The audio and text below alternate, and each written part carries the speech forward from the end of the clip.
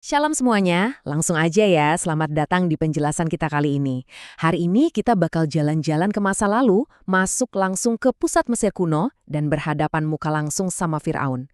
Kita mau bahas salah satu momen paling dramatis di kitab Keluaran nih, yaitu tulah keenam, Barah. Nah, buat ngingetin sedikit soal apa yang terjadi sebelumnya, Tuhan kan udah nurunin 5 tulah ya ke tanah Mesir, mulai dari air jadi darah, katak, nyamuk, lalat, sampai penyakit sampar yang nyerang ternak. Semuanya itu semacam rentetan peringatan buat dewa-dewa Mesir, dan pastinya buat Firaun yang keras kepala banget. Tapi ya gitu, Firaun tetap aja ngeyel. Makanya, sekarang kita sampai di titik yang super kritis di Keluaran 9 ayat 8-12. Ingat ya, ini bukan sekedar cerita masa lalu. Ini catatan sejarah nyata tentang teguran, otoritas sejati, dan gimana sang pencipta berinteraksi dengan ciptaannya. Yuk kita telusuri kronologinya sama-sama. Coba perhatikan betapa spesifiknya instruksi Tuhan di sini. Di Keluaran 9 ayat 8 dibilang, ambillah jelaga dari dapur peleburan serangku penuh. Nah, disinilah kita lihat Tuhan tuh aktif banget ngatur dan menginisiasi rencananya. Dia nggak cuma ngasih perintah yang abstrak, tapi dia pakai elemen fisik yang ada di sekitar mereka. Pernah kepikiran nggak kenapa harus debu dari dapur peleburan? Gini, di zaman itu, dapur peleburan batu bata itu ibarat simbol penderitaan dan perbudakan orang Israel di Mesir. Keringat dan air mereka ada di situ. Dan Tuhan mengambil debu dari simbol penindasan itu, lalu membaliknya jadi alat penghakiman buat para penindas mereka. Adil banget kan? Sangat penuh perhitungan. Dan di sisi lain, coba lihat respons Musa sama Harun. Karakter mereka luar biasa taat. Mereka nggak mempertanyakan perintah yang mungkin kedengarannya aneh ini. Mereka cuma dengerin dan langsung siap bertindak. Jadi, instruksi tadi berlanjut ke sebuah aksi nyata yang jujur aja butuh nyali gede banget. Urutannya gini. Pertama, ambil jelaganya. Kedua, berdiri tepat di depan Firaun. Dan ketiga, Musa menghamburkan jelaga itu ke udara. Coba deh bayangin tempat kejadiannya sebentar. Ini kan terjadinya di istana atau di ruang publik tempat Firaun berada. Ingat, Firaun itu orang paling berkuasa di bumi saat itu loh. Tapi Musa nggak ngelakuin ini sembunyi-sembunyi. Dia jalan lurus, tatap muka sama Firaun. Sifat Musa yang tadinya penakut dan ragu-ragu di awal panggilannya, sekarang udah berubah total jadi utusan yang super berani dan tunduk 100% sama otoritas Tuhan.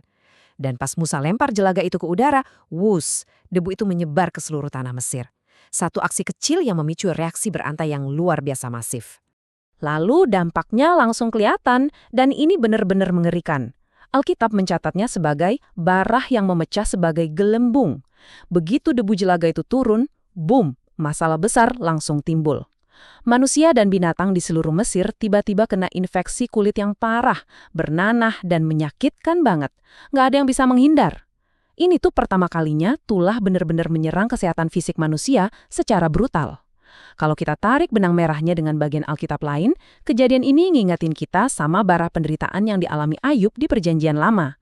Atau bahkan nyambung ke cerita masa depan di kitab Wahyu dalam Perjanjian Baru, di mana cawan murka Allah ditumpahkan dan bikin bisul jahat buat mereka yang melawan Tuhan. Terus apa ada solusi dari pihak manusia? Nol besar. Nggak ada satupun obat dari tabib Mesir yang mempan. Karena ini bukan penyakit biasa. Ini tuh masalah rohani yang bermanifestasi secara fisik. Penghakiman langsung dari Tuhan atas kesombongan. Nah, disinilah letak kontras dan ironi yang paling epik. Sementara rakyat biasa Mesir lagi kesakitan gara-gara barah ini, ada satu kelompok yang nasibnya benar-benar jadi sorotan. Para ahli atau penyihir-penyihir Mesir. Mereka ini kan orang-orang yang katanya punya kekuatan supranatural hebat ya. Tapi tulisan suci secara spesifik nyatet kalau mereka tidak dapat tetap berdiri di depan Musa. Benar-benar nggak bisa berdiri. Ini klimaks ironi yang luar biasa. Para penyihir ini, yang mungkin tiap hari nyembah dewa-dewa pengobatan Mesir kayak Imhotep atau Thoth, sekarang dikalahkan total. Boro-boro mau ngelawan Musa, buat sekedar berdiri tegak aja, badan mereka udah nggak sanggup. Sifat dewa-dewa palsu Mesir terbukti nggak ada apa-apanya di hadapan Tuhan yang sejati. Ini menegaskan banget kalau nggak ada kuasa manusia, sihir, atau dewa-dewa buatan yang bisa bertahan ngelawan kedaulatan Tuhan Israel. Oke, sekarang kita sampai pada resolusi spiritual dari peristiwa ini. Ada satu pernyataan yang dalam banget dicatat di ayat 12. Tetapi Tuhan mengeraskan hati Firaun. Perhatikan perubahannya ya. Sebelumnya, di tulah-tulah awal, sering banget disebut kalau Firaun itu mengeraskan hatinya sendiri. Sifat Firaun yang sombong menolak Tuhan. Tapi sekarang, Tuhan mengkonfirmasi dan menetapkan kekerasan hati itu sebagai bentuk penghakiman tertinggi. Wah, ini serius banget. Nah, hubungan narasi ini dengan perjanjian baru dan Tuhan Yesus Kristus itu kuat sekali loh. Yesus Kristus datang ke dunia ini untuk membebaskan kita dari perbudakan yang jauh lebih besar, yaitu perbudakan dosa. Beda banget sama Firaun yang hatinya keras dan berujung pada kebinasaan, Yesus Kristus justru datang dengan hati yang lembut, rela menderita di kayu salib, dan ibaratnya nih, menanggung barah atau hukuman dosa kita supaya kita bisa disembuhkan secara rohani. Pelajaran yang masih sangat relevan buat kita saat ini adalah sebuah peringatan dari kitab Ibrani. Pada hari ini, jika kamu mendengar suaranya, janganlah keraskan hatimu. Karena kesombongan itu ujung-ujungnya cuma bawa kita pada kehancuran rohani, persis kayak yang dialami Firaun. Sebagai kesimpulan, saya mau ninggalin kalian dengan satu pertanyaan provokatif buat direnungkan. Apa sih yang diajarkan oleh kekalahan fisik para penyihir dan pengerasan spiritual hati Firaun ini kepada kita tentang otoritas mutlak? Jawabannya udah jelas banget. Otoritas mutlak itu cuma ada di tangan Tuhan. Manusia bisa aja membanggakan kekuasaan, jabatan, atau kekayaan kayak Firaun. Tapi pada akhirnya, pencipta alam semestalah yang pegang kendali penuh atas sejarah dan hati manusia.